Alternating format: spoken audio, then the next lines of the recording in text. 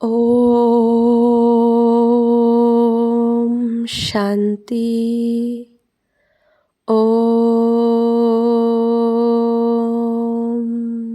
শান্তি। ওম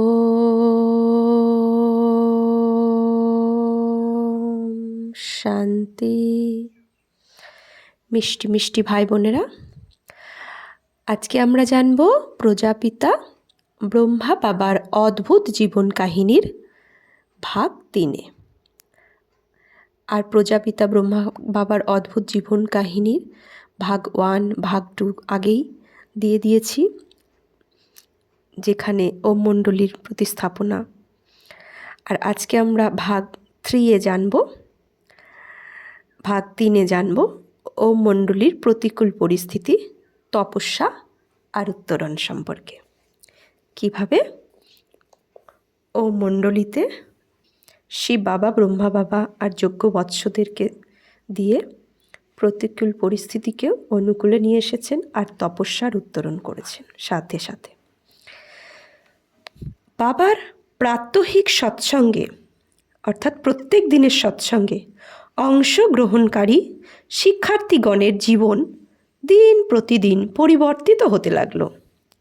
ঈশ্বরীয় শিক্ষায় শিক্ষিত শিক্ষার্থীগণ নব বিশ্ব গঠনে নিজেদের তদনুরূপে গড়ে তুলতে লাগলেন। তৎকালীন সিন্ধু প্রদেশে আত্মীয় পরিজন বিয়োগে মহিলাগণকে অপরিচ্ছন্ন পোশাক পরিধান করে মৃতজনের উদ্দেশ্যে বিলোপ করতেন। আমরা এটা জানি যে আগেই এই কুপ্রথা ছিল, মহিলাগণকেও অপরিচ্ছন্ন পোশাক পরিয়ে মৃতজনের সাথে উদ্দেশ্যে বিলাপ করতে হতো। তো পুষ্পজি মাতা ঈশ্বরীয় জ্ঞান লাভে আত্মার অবিনশ্বর উপলব্ধি করাই এই অবাঞ্ছিত প্রথা ছিন্ন করলেন। পরবর্তীকালে তিনি অন্য সকলের প্রেরণা উৎস হয়ে উঠলেন। তৎকালীন সমাজ ব্যবস্থায় পশ্চিমী সভ্যতার প্রভাবে তামসিক ভোজন, বিলাসিতা, উচ্ছৃঙ্খলতা আধুনিকতার নামান্তর হয়ে পড়েছিল। ওম মণ্ডলীর সৎসঙ্গ এই ব্যবস্থার মূলে কুঠারঘাত করে। সাত্বিক জীবন, শ্রেষ্টাচার, সৎ ভাবনা, শুভকামনা প্রবর্তন করে গুণীজনের সমীহ আদায় করেন। ফলে দিন প্রতিদিন স্বার্থ উন্মেষী ব্যক্তিবর্গের বিরোধিতা সত্ত্বেও তাদের ওম মণ্ডলীতে শ্রীবৃদ্ধি হতে লাগলো। ঈশ্বরীয় বিশ্ববিদ্যালয় জ্ঞান গুণ মর্যাদার পাঠের পীঠস্থান হয়ে উঠল। জীবনে প্রকৃত সুখ শান্তি আনন্দ লাভের আবাসস্থলে রূপান্তরিত হল। বিশেষত পবিত্রতায় সুখ শান্তির আনন্দ লাভের চাবিকাঠি উপলব্ধি করাই সকলে জীবনে পবিত্রতা ধারণে ব্রতী হল। মাতা, কন্যা, পতি, পত্নী, বাল ও বৃদ্ধ, যুবক সকলেই ঈশ্বরীয় জীবনের অতীন্দ্রিয় সুখ লাভে বিকারগ্রস্ত জীবন বিস্মৃতি হল। ফলে ভোগ বাসনা লিপ্ত জগতে আলোড়ন উঠল। বিশেষত মহিলাগণের পবিত্র জীবন যাপনের কথা তারা কল্পনাও করতে পারল না। তাই এই বিশ্ববিদ্যালয়ের কর্মের বিরোধিতায় স্বার্থম্বেশী মহল স্বশরীরে নেমে পড়ল। এরূপ প্রতিক্রিয়া সম্পর্কে বাবা পূর্ণরূপে সচেতন ছিলেন। তিনি প্রতিটি শিক্ষার্থীকে নিজের গৃহ হতে অনুমতি পত্র আনয়নের নির্দেশ দেন। তৎকালীন পুরুষ শাসিত সমাজে মেয়েদের কোনো অধিকার ছিল না। তারা স্ত্রী ধনকে ভোগ্যবস্তু হিসাবে বিবেচনা করত। ধর্ম আলোচনায় তাদের অধিকার ছিল না। তদুপরি পবিত্র জীবনযাপন তারা কিছুতেই সহ্য করতে পারল না। তাই অহেতুক বিশৃঙ্খলার অবস্থা সৃষ্টির মানুষের প্রয়াস হলো, সৃষ্টি করাতে তারা আগ্রহী হলো। কিন্তু উক্ত সৎসঙ্গে অংশগ্রহণকারী সদস্যদের জীবনের পরিবর্তন লক্ষ্য করে তারা পরিবারের প্রধানগণ চমৎকৃত হতেন এবং অনুমতি দান করতেন। যারা সৎসঙ্গে অংশগ্রহণ করত তাদের জীবনের পরিবর্তন দেখে পরিবারগণের প্রধানগণ তাদেরকে অনুমতি দিতেন, চমকে উঠতেন আর তাদেরকে অনুমতি দিতেন সৎসঙ্গে যাওয়ার জন্য। এক্ষেত্রে হৃদয় পুষ্পজির অভিজ্ঞতা উল্লেখ করা যায়, অর্থাৎ গুলজারা দাদি। হৃদয় পুষ্পাজির অভিজ্ঞতা উল্লেখ করে বলা যায়, একদিন ব্রহ্মা বাবা আমার মা বাবার কাছ থেকে অনুমতিপত্র আনতে বললেন। হৃদয় পুষ্পাজি বলছেন, অনুমতিপত্রটিতে আমি আমার কন্যাকে স্বেচ্ছায় ওম মণ্ডলীতে অংশগ্রহণ করে ঈশ্বরীয় জ্ঞানামৃত পানের অনুমতি দান করছি এবং ওম রাধের নিকট থেকে ঈশ্বরীয় জ্ঞান গ্রহণ করে তা সে বন্টন করতে পারব, এরূপ লেখা ছিল ও পত্রে, অনুমতিপত্রে। তো দাদি বলছেন, আমি বাবাকে অনুমতিপত্রটি স্বাক্ষরের অনুরোধ জানালে তিনি সেখানে কি শেখানো হয় জানতে চাইলেন। উত্তরে আমি সকল বিষয় বিবৃতি করলে তিনি ক্ষিপ্ত হয়ে ওঠেন, কারণ ব্যক্তি জীবনে তার পিতা, হৃদয় পুষ্পাজির পিতা কি ছিলেন, সে ব্যক্তি জীবনে তিনি মদ্যপায়ী, আমিষাসী ও ধর্মবিরোধী ছিলেন। অনুমতিপত্র ব্যতীত ওম মণ্ডলীতে অংশগ্রহণ নিষিদ্ধ হওয়ায় আমি বিমর্ষ হয়ে পড়লাম। আমি আমার সকল কথা ব্রহ্মা বাবাকে বললাম। তিনি স্মিত হাসে আমার বাবাকে তার সঙ্গে দেখা করতে বললেন। সেই সময় দাদা লেখরাজ হায়দ্রাবাদে অন্যতম প্রতিষ্ঠিত ব্যক্তি ছিলেন। আমার বাবা ওই শহরে অন্যতম গণ্য ব্যক্তি, তাই তিনি সেই আমন্ত্রণ উপেক্ষা করতে পারলেন না এবং আমাকে সঙ্গে নিয়ে তার কাছে উপস্থিত হলেন। তারা উভয়ে বন্ধুভাবে বার্তালাপ করতে লাগলেন। বাবা আমার পিতাকে জিজ্ঞাসা করলেন, তুমি কি জানো তোমার কন্যা কেন এখানে আসে? তার জীবন আজ যে পরিবর্তন লক্ষ্য করছো তা কিভাবে পেয়েছে? সংক্ষেপে বাবা এ বিষয়ে তাকে বোঝালেন এবং বিস্তারিত আলোচনার জন্য ওম রাধেকে নির্দেশ দিলেন। রাধে তাকে বোঝালেন, আপনি পবিত্র আত্মা, এই দেহ তার মন্দির। মন্দিরে আপনি কখনো মাংস দিয়ে পুজো দিয়েছেন? দেবীকে কি আপনি কখনো মদ উপহার দিয়েছেন? আমার বাবা মন দিয়ে সব শুনলেন এবং শিশুর মতো অকপটে নিজের সকল দুর্বলতা স্বীকার করলেন। তিনি নিজে গোমাংস ভক্ষণ, প্রাত্যহিক মদ্যপান সহ ক্রোধে বশীভূত হওয়ার স্বীকার করলেন। কথা ব্রহ্মা বাবার উপস্থিতি তার হৃদয় মন শীতল করে দিল, তাকে এক নতুন চেতনা দান করল। তিনি নতুন মানুষ হিসাবে গৃহে প্রত্যাবর্তন করলেন। গৃহে প্রত্যাবর্তন করে তিনি নিজেই মদের বোতল ছুঁড়ে ফেলে দিতে লাগলেন। ঘরে যে মদের বোতল ছিল সেগুলো ছুঁড়ে ফেলে দিতে লাগলেন। তা দেখে তার ভাই তাকে কারণ জিজ্ঞাসা করে নিবৃত্ত করতে চেষ্টা করলেন। তুমি যদি না খাও তাহলে এত দামি বোতলগুলো আমাদের দিয়ে দাও। বাবা উত্তর দিলেন, এই পাপ যে আমি নিবারণে সক্ষম হয়েছি তা তোমাদের দেব? সেদিন থেকেই আমার বাবা সম্পূর্ণ নিরামিষাশী এবং এক ফোঁটা মদ্যপান করেননি। তিনি শুধু আমায় অনুমতিপত্র দিলেন তা নয়, আমাদের পরিবারের সকলকে এই জ্ঞান অমৃত পাঠে ঢালাও অনুমতি দান করলেন। নিজের জন্য এক অদ্ভুত ঘোষণাপত্র লিখলেন, আমি মদ্যপান ত্যাগ করেছি। আমি বিশ্বাস করি যে এই জ্ঞান অমৃত পাঠে আমার অধিকার আছে, সুতরাং কেন আমি জ্ঞান অমৃত লাভে অধিকার পাব না? তার মাথা হতে সকল বোঝা অপসারিত হয়ে গিয়েছিল। তিনি নিজেকে সর্বদাই উল্লাসিত বোধ করতে লাগলেন। এমনই ছিল ব্রহ্মা বাবার ম্যাজিক। ব্রহ্মা বাবা কি জাদুকর ছিলেন? উত্তরে বলতে হয় না, আবার হ্যাঁও, কারণ তিনি দৃঢ়ভাবে বলতেন, ক্ষণিক চমৎকারিত্বে বিস্মিত হয়েও না, শূন্য থেকে বিভূতি লাভ, অসময়ের ফলপ্রাপ্তি, এসবে মানব আত্মার প্রকৃত কোনো লাভ নেই, বরঞ্চ মানুষ ঈশ্বর থেকে বঞ্চিত হয়ে প্রকৃত আধ্যাত্মিকতার মুখে হয়ে পড়ে। আধ্যাত্মিক প্রয়াসের পরিবর্তে চমকপ্রদ ফল লাভে আকাঙ্ক্ষী হয়, ফলে উন্নয়নের পরিবর্তনের আগমন ঘটে। বিপরীত পক্ষে ব্রহ্মা বাবা সর্বশ্রেষ্ঠ জাদুকর ছিলেন, কারণ তিনি সৃষ্টির গতিপথ পরিবর্তন করে নতুন যুগের সূচনা করেন। তার সংস্পর্শে এসে কত মানুষ যে পরিবর্তিত হয়েছে তার হিসাব দেওয়া দুঃসাধ্য। দুর্বল হীন চিত্ত মানুষের দৃঢ় মনোবল জাগ্রত করে তিনি তাদের মায়ার কবল থেকে মুক্ত করেন। কাম, ক্রোধ, লোভ, মোহের পিঞ্জরে আবদ্ধ সাধারণ মানুষকে মুক্ত করে সংসাররূপী সরোবর হংস সমান বানিয়েছেন। মুনি ঋষি যেখানে ভীত, তিনি সেখানে গৃহস্থে থেকেও কমল ফুলের ন্যায় পবিত্র জীবনযাপন করে বিশ্বের কাছে দৃষ্টান্ত স্থাপন করেছেন। নারী নরকের দ্বার আখ্যায় ভূষিত মাতৃকুলকে তিনি দেবীর আসনে স্থাপন করেছেন। উচ্চাসন দানে জগৎ উদ্ধারে তাদের সর্বোচ্চ স্থান দিয়েছেন। এ ব্যাপারে স্বামী শিব আনন্দজির অভিজ্ঞতা উল্লেখ করা যায়।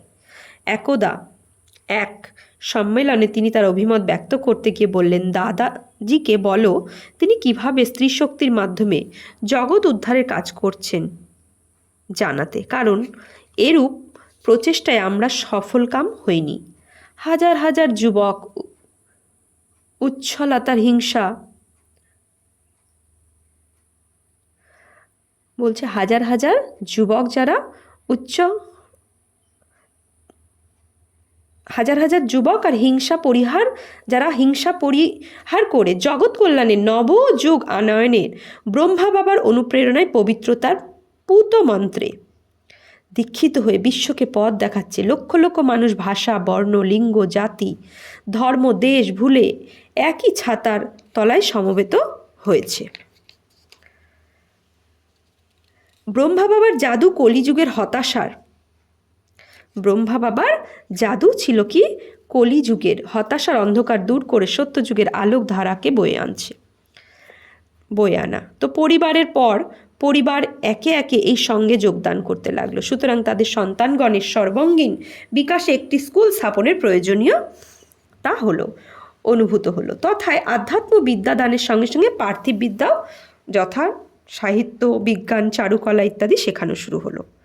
আবাসিক এই স্কুলে শিক্ষার্থীগণ দেব শিশুর ন্যায় প্রতিপালিত হতে লাগলো।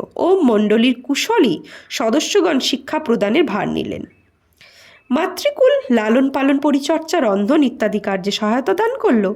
নতুন নতুন আবাসস্থলের ব্যবস্থা হলো। ঈশ্বরীয় জ্ঞান ও যোগের উপরে ভিত্তি করে এক অনুপম বিদ্যালয় গড়ে উঠল। শিক্ষার্থীগণের মানসিক ও দৈহিক বিকাশে ব্রহ্মা বাবা তাদের ক্রিপ্টন সমুদ্র তীরে প্রাতর ভ্রমণে নিয়ে যেতেন। তথায় সুগভীর নীল জলরাশি, দিগন্ত বিস্তৃত নীল নীলিমায় চক্রায়মান শঙ্খ চিলের উচ্চে বিচরণের মাঝে তাদের ধ্যানাভ্যাস শেখাতেন। সুউচ্চ আকাশে শঙ্খ চিলের দল ছেড়েও বহু দূরে তারা উড়ে যেত মনের ভাবনার জগতে। মন বুদ্ধি দিয়ে বহু দূরে তারা উড়ে যেত। তাদের দেহের কোনো বোধই থাকতো না। তাদের সকল সত্তা প্রেমময় ঈশ্বরের মধুর মিলনে আপ্লুত হয়ে যেত। প্রাতর ভ্রমণ শেষে শিক্ষার্থীগণ নিজ স্থানে ফিরে এসে কর্মযোগে অংশগ্রহণ করত। আবাসস্থলের পরিচ্ছদ পরিষ্কার বিছানা গোটানো থেকে স্নানাগার ধোয়া সব কিছুই তারা নিজেরাই করত। সকল কিছুই তারা এমন পরিষ্কার পরিচ্ছন্ন রাখত যে আগত অতিথিবৃন্দ চমৎকৃত হতো। যারা অতিথিবৃন্দরা আসতেন তারা দেখে সেটা চমকে উঠতেন। আহার গ্রহণকালে তারা সকলে সমাবেতভাবে ভোজনস্থলে উপস্থিত হতো এবং সারিবদ্ধভাবে খাদ্য সংগ্রহ করার পর পরম সমাদরে ঈশ্বরে অর্পণ করে তা গ্রহণ করত। কোথাও কোনো কোলাহলে লেশমাত্র ছিল না। সকলের খাবার প্রাপ্তি একই সাথে হতো। পূর্বে কেউ খাদ্য গ্রহণ করতো না। অপরাহ্নে আপন আপন পছন্দ অনুযায়ী ব্যাডমিন্টন, লুকোচুরি, দৌড় ইত্যাদি ক্রীড়ায় খেলাধুলা হতো, তাতে মত্ত হতেন। সকল ক্রিয়ায় তাদের খেলোয়াড় সুলভ মনোভাব গঠনের শিক্ষা দেওয়া হতো। সন্ধ্যার আগমনে তারা সকলেই ধ্যান অভ্যাসে নিযুক্ত হতো। অবশেষে নৈশকালে ভোজনের শেষে সুমধুর সঙ্গীত শ্রবণের মাধ্যমে ভাবী যুগের রাজকুমারীগণ নিদ্রা দেবীর কোলে চলে যেত। ধীরে ধীরে ওম মণ্ডলী বিদায়তনের নাম প্রসারিত হতে লাগলো। কেউ বা তির্যকভাবে শিক্ষার্থীগণকে সন্ন্যাসীদের রূপান্তরিত করা হচ্ছে বলে অভিযোগ করত। এরূপ প্রচারের ফলে সমাজের গণ্যমান্য ব্যক্তিগণ, শিক্ষাবিদ, সমাজ সংস্কারকগণ একথা সত্যতা নিরূপণে হঠাৎ পরিদর্শনে হাজির হতেন। শিক্ষাস্থলে পরিষ্কার পরিচ্ছন্নতা, শিক্ষার্থীগণের আচার আচরণ, পোশাক পরিচ্ছদ, খাদ্যাভ্যাস, শৃঙ্খল পরায়ণতা, সর্বোপরি নৈতিক মূল্যবোধ তাদের চমকে দিত। তারা তাদের মধ্যে দেব শিশুর ছায়া দেখতে পেতেন। ধ্যান অবস্থায় ছোটদের বিশ্বের ভবিষ্যৎ দর্শনে অভিজ্ঞতা বর্ণনা তাদের চমৎকৃত করে তুলত। এইভাবে ঈশ্বরীয় বিশ্ববিদ্যালয়ের শিক্ষা প্রসারের সঙ্গে সঙ্গে একদিকে দলে দলে মানুষ যেমন এই জ্ঞান লাভে লাভবান হতে লাগলো, অপর দিকে স্বার্থন্বেষী কিছু মানুষ আপন অভিপ্সায় ব্যাঘাত ঘটার সরাসরি এই আন্দোলনের বিরোধিতায় নেমে পড়ল। ঈশ্বরীয় বিশ্ববিদ্যালয়ের শিক্ষায় শিক্ষিত শিক্ষার্থীগণের জীবনধারা, খাদ্যাভ্যাস, সর্বোপরি পবিত্র জীবনযাপনের অঙ্গীকার তাদের গাত্রদহের কারণ হয়ে উঠল। বিশেষত কামনা বাসনা লিপ্ত সংসারী মানুষ ধর্মীয় পথকে শ্রেয় জ্ঞানে আপন পরিবার পরিজনের মাতা কন্যাগণকে উক্ত সৎসঙ্গে গমনের স্বীকৃতি দিলেও পবিত্র জীবন যাপন ভাবতেই পারল না। স্বামী স্ত্রীর সহবাসে তারা ঈশ্বরের আদেশ লঙ্ঘনের কোনো কারণই খুঁজে পেল না। ফলে তারা দাদার নিকট উক্ত বিষয়ে হ্রদে দরবার করল। দাদা অতি বিনীতভাবে তাদের সে আর্জি নাকচ করলেন এবং গীতায় এ বিষয়ে সুস্পষ্টভাবে উল্লেখ আছে যে যৌন লালসার নরকের দ্বার তাঁরাও উল্লেখ করলেন। এ কথা তারা ক্রোধান্বিত হয়ে ওম মণ্ডলীর বিরোধী গোষ্ঠীর গঠন করল এবং ওম মণ্ডলী বিচ্ছেদে আদালতেরও শরণাপন্ন হল। বিবাহ সূত্রে সহবাসে আইনগত অধিকার প্রতিষ্ঠায় মামলা করল। ওম মণ্ডলীতে অংশগ্রহণকারী সকলকে বিভিন্নভাবে হেনস্থা করতে লাগলো, এমনকি তাদের সামাজিক, অর্থনৈতিক, দৈহিক নিপীড়নের শিকার হতে হলো। এত করেও সফল না হওয়ায় তারা মিথ্যা কুৎসা রটনা লিপ্ত হলো। ওম মণ্ডলীর সম্পর্কে মুখরোচক অশ্লীল কদর্য বানানো ছাপার অযোগ্য বিষয় সিন্ধ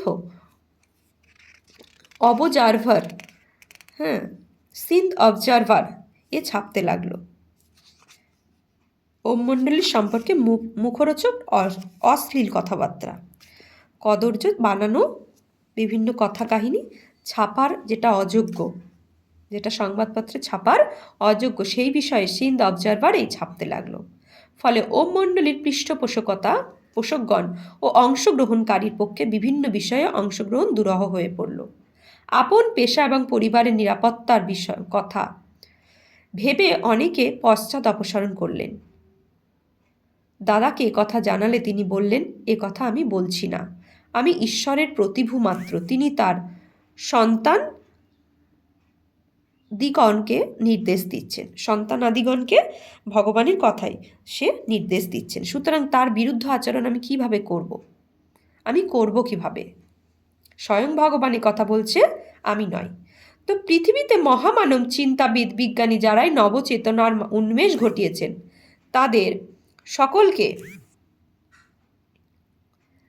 অসীম লাঞ্ছনা শিকার হতে হয়েছে, কারণ সমকালীন সমাজ ব্যবস্থায় মানুষ তাদের সেই উন্নত বিচারধারা উপলব্ধিতে সক্ষম হয়নি। ফলে তাদের অশেষ লাঞ্ছনা গঞ্জনা পরীক্ষার মধ্যে দিয়ে যেতে হয়েছে, এমনকি যীশুখ্রিস্টকেও ক্রুশবিদ্ধ পর্যন্ত হতে হয়েছে। পিতাশ্রী প্রজাপিতা ব্রহ্মার ব্যতিক্রম নন, কারণ তিনি উপলব্ধি করেছিলেন পৃথিবীতে দুঃখ কষ্টের মূল কারণ নিজেকে দেহ মনে করে। কারণ তিনি উপলব্ধি করেছিলেন পৃথিবীতে দুঃখ কষ্টের মূল কারণ নিজেকে দেহ মনে করা। আত্মজ্ঞান বিস্মৃত হওয়া, দেহবোধ সুদৃঢ় হয়েছে।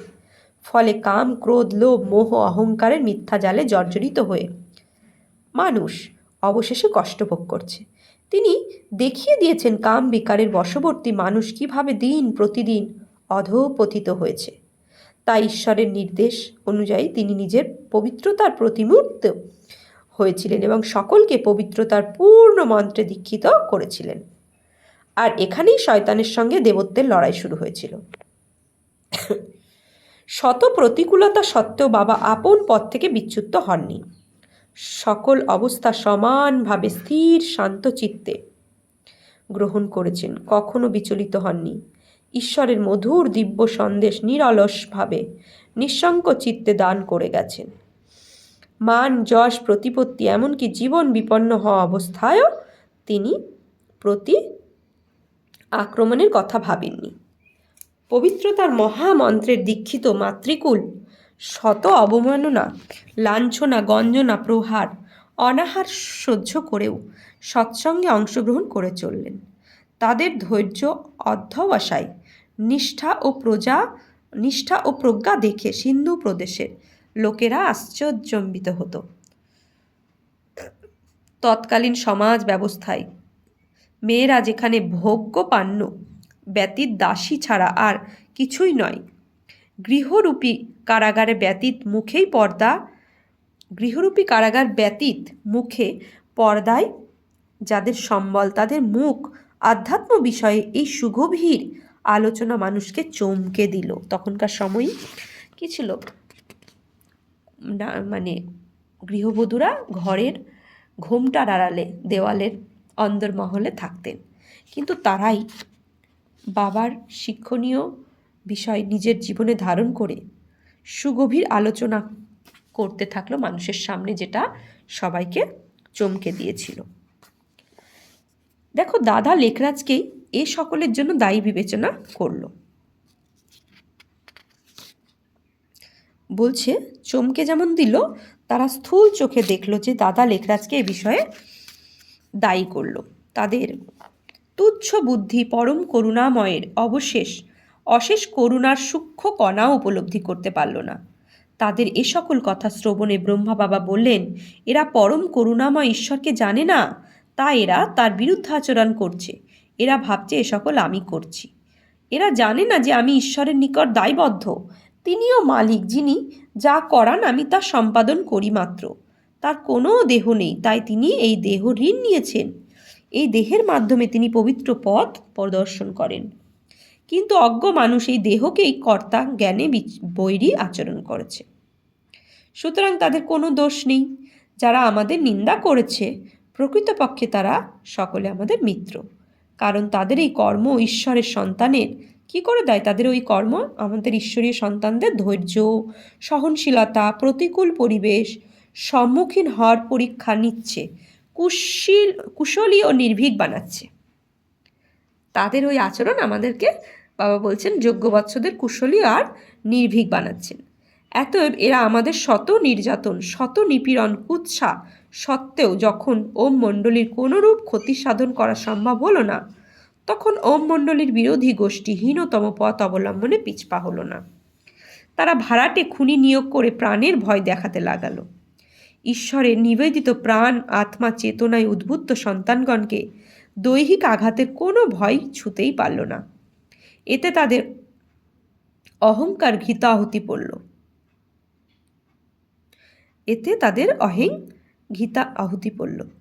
দেহ আসক্ত, বিকারগ্রস্ত, বুদ্ধিভ্রষ্ট ওম মণ্ডলীর বিরোধী গোষ্ঠী ওম মণ্ডলীর আবাসস্থলে অগ্নি সংযোজকের সিদ্ধান্ত গ্রহণ করল। কিন্তু ব্রহ্মা বাবার উপস্থিতি তাদের শঙ্কার কারণ হয়ে উঠল, কারণ তারা জানত যে ব্রহ্মা বাবার উপস্থিতিতে অর্থাৎ ঈশ্বরীয় শক্তির বিরুদ্ধে কোনো রূপহীন কার্য করা সম্ভব নয়। তাই তারা ব্রহ্মা বাবার অনুপস্থিতিকেই প্রকৃষ্ট সময় বিবেচনা করল। নীতিহীন, উচ্ছৃঙ্খল দুরাচারের দল সম্মিলিতভাবে সৎসঙ্গ ভবনে আঘাত করতে লাগলো। তারা গেট ভেঙে ঢুকে দরজা জানালা কাঁচ ভাঙল এবং বলপূর্বক অভ্যন্তরে প্রবেশের চেষ্টা করল। কিন্তু শিব শক্তি স্বরূপিণী দেবী স্বরূপা ছোট ছোট বোন ও মাতৃকুলের অনমনীয় দৃঢ়তা ও তেজে তাদের সকল প্রয়াস ব্যর্থ করল। হতাশ ভরে তারা জানালা দিয়েই আগুন ধরিয়ে দিল। তো তাদের শক্তির কাছে যখন তারা ঘরে প্রবেশ করতে অসমর্থ হলো, তখন তারা জানালা দিয়ে হতাশা ভরে আগুন ধরিয়ে দিল। মূর্খ অন্ধ অবিবেচকগণ একেবারে জন্য ভাবল না। মূর্খ অন্ধ অবিবেচকগণ একবারের জন্য ভাবল না যে ছোট ছোট বোন, মা, আত্মীয়গণ এই ভবনে রয়েছেন। যদিও তাদের মধ্যে কয়েকজন তাদের এই কর্ম থেকে নিবৃত্ত করতে চেষ্টা করলেন, কিন্তু তখন উচ্ছৃঙ্খল জনতার সকল শুভ চেতনা লুপ্ত হয়েছে। সৌভাগ্যবশত কোনো শুভানুধ্যায়ী সঙ্গে সঙ্গে পুলিশকে খবর দেয় এবং পুলিশ ঘটনাস্থলে উপস্থিত হয়ে উচ্ছৃঙ্খল জনতাকে বিতাড়িত করে ফায়ার ব্রিগেডের সহযোগিতায় অগ্নি নির্বাপনের ব্যবস্থা করে। যদিও এই ঘটনা স্থূল সম্পদের অশেষ ক্ষতি সাধিত হয়, কিন্তু আধ্যাত্ম জ্ঞান হলো এই আধ্যাত্ম বলে সংগঠন আরো শক্তিশালী হয়ে উঠল। পরবর্তীকালে এই ঘটনায় মহাভারতের রূপকারে পরিবেশিত হয়েছে। এত সব ঘটনা সত্ত্বেও ব্রহ্মা বাবা এই বিষয়ে পূর্ণরূপে নিরুদ্বিগ্ন রইলেন। তিনি যেন সাক্ষী দ্রষ্টা। এই বিষয়ে তার দৃষ্টি আকর্ষণ করলে তিনি বললেন, আমরা ঈশ্বরীয় সেবাধারী মাত্র, তিনি সকল কিছুই ঠিক করবেন। যেহেতু আমরা ঈশ্বরের হয়ে সেবা করছি, তা ঈশ্বর করণ করাবান হার, তিনি সব কিছুই ঠিক করবেন। ঈশ্বরের নির্দেশে পালনে এমন অনেক পরীক্ষা আসবে। তো যে ঈশ্বরের নির্দেশ পালন করবে তার কাছে অনেক পরীক্ষা আসবে। পরীক্ষা দিয়ে তবে ঈশ্বরের শ্রীমতকে আমরা সম্পূর্ণরূপে আমাদের জীবনে ধারণ করতে পারব। তো আমাদের শুধু তার প্রতি অবিচল আস্থা রাখা প্রয়োজন আছে। তার প্রতি আস্থা ও আত্মবিশ্বাস এবং সকল ঘটনার মঙ্গলময় দিক সম্পর্কে নিশ্চিত থাকলে আমরা বিজয় লাভ করবই। তাই জন্য বাবা বলেছিলেন, সত্যতার নৌকা দোদুল্যমান হতে পারে কিন্তু নিমজ্জিত হবে না। সচ্চাই কা নৌ হিলেগা ডুলেগা বার ডুবেগা নাই, কভি নাহি ডুবেগা। দৈনন্দিন ঈশ্বরীয় জ্ঞান আহরণ ও বাবার মধ্যে জ্ঞানের এরূপ প্রত্যক্ষ প্রতিফলন দেখে সন্তানগণ আরও উৎসাহ হয়ে সকল স্থূল বিষয়ে বিস্তৃত হলো। তার গভীর ভাবের পাঠ, অনুধাবন, উপলব্ধি লাভে কঠোর তপস্যায় ব্রতী হলো। সৎসঙ্গ ভবনের অপূরণীয় ক্ষতি হওয়ার সৎসঙ্গের কার্যাবলী তথায় পরিচালনা করা অসম্ভব হয়ে উঠল। সেহেতু ওম মণ্ডলীর ওপর আবাসস্থল ওম নিবাসে তা স্থানান্তরিত হলো। তথায় ব্রহ্মা বাবা ও তাঁর সন্তানগণ সম্মিলিতভাবে সেবা কার্যে পরিচালিত করতে লাগলেন। ফলে আধ্যাত্ম সাধনায় সকলের উন্নতি প্রতি দ্রুত হতে লাগলো। তারা অনেক বিভোর হয়ে উঠলেন। এতে বিরোধী ব্যক্তিবর্গের গাত্রদাহ আরও বাড়তে লাগলো। তাদের এও প্রচেষ্টা সত্ত্বেও বলছেন, এত বিরোধী ব্যক্তিবর্গের গাত্রদাহ আরও বাড়তে লাগলো, আর তাদের এই প্রচেষ্টা সত্ত্বেও ওম মণ্ডলীর কার্যকলাপ সুচারুরূপে পরিচালনা হওয়া তা প্রতিরোধে নতুন পথের সন্ধান করতে লাগলো। সেই সময় দেশব্যাপী অহিংসা আন্দোলন খুব জনপ্রিয়তা লাভ করেছিল। তদ অনুসারে তারা একদিন প্রাতঃকালে ওম মণ্ডলীর সৎসঙ্গে প্রাক্কালে ওম নিবাসের ঘরে পিকেট সৃষ্টি করলো, যাতে ভিতরে কেউ প্রবেশ করতে না পারে। আগত শিক্ষার্থীগণ এই ঘটনা সাময়িকভাবে বিহ্বল হয়ে পড়লেও শান্ত চিত্তে তথায় সারিবদ্ধভাবে দণ্ডায়মান রইলেন। ইতিমধ্যে ওম নিবাসে বসবাসকারী ছোট ছোট শিক্ষার্থীগণও প্রাতর্ভ্রমণের শেষে তথায় উপনীত হলো। তারা বিনীত স্বরে প্রবেশের অনুমতি চাইল। তাদের কটূক্তি শুনতে হলো। ঈশ্বরীয় সন্তান এবং আসুরীয় মনোবৃত্তি সম্পন্ন ব্যক্তিবর্গের মধ্যে মনশক্তির লড়াই শুরু হয়ে গেল। এ যেন মহাভারতের বর্ণিত পাণ্ডব কৌরবের যুদ্ধ। ধীরে ধীরে এ খবর শহরময় ছড়িয়ে পড়ল। দলে দলে মানুষের লড়াই দেখার জন্য সমবেত হতে লাগলো। এক ধারে ঈশ্বরীয় শিক্ষায় শিক্ষিত ঈশ্বর সখা পাণ্ডবকুল, অন্যদিকে ধন সম্পদ মান অহংকারে গর্বিত কৌরব সম্প্রদায়। ঈশ্বরের সন্তানগণ শান্তচিত্তে পরম করুণাময়ের মধুর স্মৃতিতে মগ্ন, অন্যদিকে মদগর্ব কৌরবকুল আপন ক্ষমতা প্রদর্শনে উদ্গ্রীব। তো এই ভরা সভা, যেখানে একদিকে পাণ্ডব আর একদিকে কৌরব বৃত্তি, তো সেখানেই মহাভারতের যুদ্ধ প্রকট হয়েছে মনে হচ্ছে। তো ধীরে ধীরে বেলা বাড়তে লাগলো ও পিকেটিংয়ে ঈশ্বরীয় সন্তানগণের অনমনীয়তা দৃঢ়তা দর্শনে শহরবাসীরা চমৎকৃত হলেন। তাই পিকেটকারীগণদের মনোবল রক্ষায় ওম মণ্ডলী বিরোধী গোষ্ঠীর অন্যতম পিকেটকারীগণের মনোবল রক্ষায় ওম মণ্ডলী বিরোধী গোষ্ঠীর অন্যতম সদস্য শহরে প্রভাবশালী ব্যক্তি বক্তব্য রাখলেন। তিনি বলতে লাগলেন যে এভাবে যদি এখানে আসা বন্ধ করা যায় তবে এই কার্যাবলী বন্ধ হয়ে যাবে। উদাহরণস্বরূপে তিনি আপন নাতনির উল্লেখ করলেন এবং এও বললেন যে তিনি তাকে 13টি তালা বন্ধ করে রেখেছেন যাতে সে এখানে আসতে না পারে। ঈশ্বরের কর্ম ঈশ্বরই জানেন। তার বক্তব্য শেষ হতে না হতেই তার নাতনি সেখানে উপস্থিত হলো। উপস্থিত জনতার মধ্যে গুঞ্জন উঠল। তিনি মাথা হেঁট করে সেই স্থান ত্যাগ করলেন। ঈশ্বরীয় শিক্ষার্থীগণের মধ্যে অনেকেই সম্ভ্রান্ত পরিবারের সদস্য ছিলেন। তাই তাদের ক্লেশে সমবেদনা জ্ঞাপন করে অনেকে তাদের পানীয় ইত্যাদি গ্রহণে অনুরোধ করল, কিন্তু তারা সকল কিছু বর্জন করে অবিচল চিত্তে দণ্ডায়মান রইল। অপরদিকে পিকেটিয়াররা অধৈর্য হওয়ায় তাদের মধ্যে ঠান্ডা পানীয় ইত্যাদি বিতাড়িত হতে লাগলো। তা সত্ত্বেও ধীরে ধীরে তারা সেই স্থান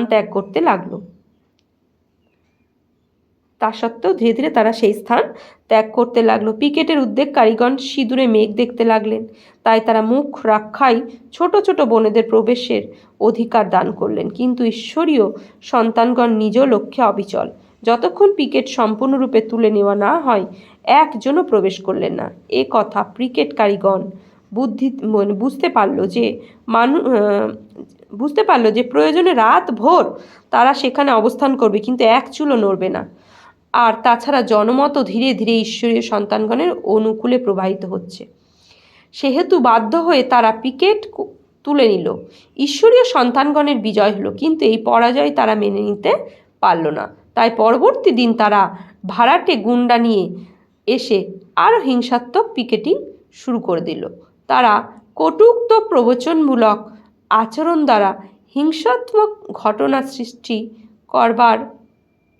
করার চেষ্টায় ব্রতী হলো, কিন্তু ব্রহ্মা বাবার সন্তানগণ আরও ধৈর্য সহকারে শান্ত চিত্তে সকল কিছু মোকাবেলা করে যেত লাগলো। এতে ফল না হয় তথা আগত দর্শনের মধ্যে যারা বাচ্চাদের প্রতি সহানুভূতিশীল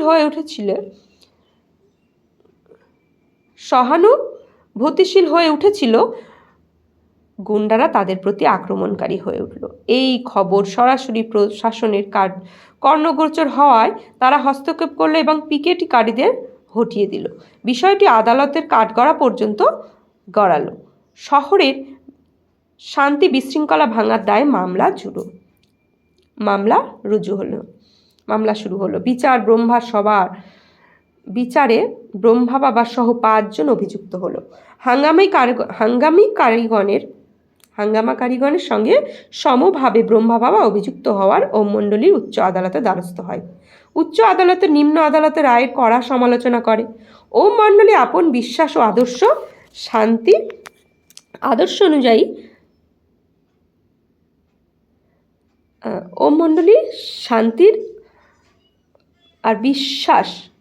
আদর্শ অনুযায়ী শান্তিপূর্ণভাবে ধর্মীয় ক্রিয়াকলাপ পালন করে এসেছে। বিরোধী পক্ষ তাতে আঘাত ঘটায়। এখানে আইনের অপপ্রয়োগ করা হয়েছিল। অবস্থার পরিপ্রেক্ষিতে ওম মণ্ডলী করাচিতে স্থানান্তরিত হয়। তথায় উত্তম শান্ত মনোরম পরিবেশ, 5টি আবাস ক্রয়, ঈশ্বরীয় সন্তানদের লালন পালন, পাঠাভ্যাস ও তপস্যার সকল ব্যবস্থা করা হয়। তথায় অবস্থান লাভে তারা সকল সন্তানগণকে আপন গৃহকর্তার অনুমতি পত্র গ্রহণের নির্দেশ দেন। বেশিরভাগ জন অনুমতি লাভে করাচি চলে আসলেন এবং কয়েকজন হায়দ্রাবাদে রয়ে গেলেন। করাচিতেও পূর্বের ন্যায় উৎসাহ উদ্দীপনা আনন্দের সঙ্গে ওম মণ্ডলী সেবা কার্য চলতে লাগলো।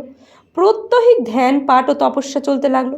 একদিন প্রাত্যহিক শিক্ষার প্রত্যক্ষ ফল নিরূপণে শিক্ষার্থীর পরীক্ষার সম্মুখীন হন। তারা যে বাসটি করে ফিরছিল সেটি চাকা ফেটে উল্টে যায়, ফলে অনেকেই আহত হয়, কারো আঘাত গুরুতর। তথায় উপস্থিত সকল তাদের উদ্ধার করে হাসপাতালে পাঠানোর ব্যবস্থা করায়। কিন্তু আশ্চর্যের বিষয়, আহত কন্যাগণের মানসিক অবস্থা দেখে তারা বিস্মিত হন। এত আঘাত সত্ত্বেও তাদের মনে যন্ত্রণার ভয় বা ক্রন্দনের লেশমাত্র নেই। এমনকি একজনের হাতে কেটে বাদ দিতে হওয়ার পরেও তার নিরুদ্বিগ্ন মানসিক অবস্থা ও প্রসন্ন ভাব চিকিৎসক কর্মীদের হতবাক করে দেয়।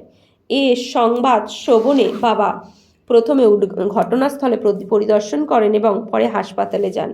প্রত্যেকের শারীরিক ও মানসিক অবস্থা খোঁজ খবর নেন। শক্তিশালী দৃষ্টি তাদের শক্তি দান করে এবং বাচ্চাদের মানসিক স্থিতির ভূয়সী প্রশংসা করেন। বাবার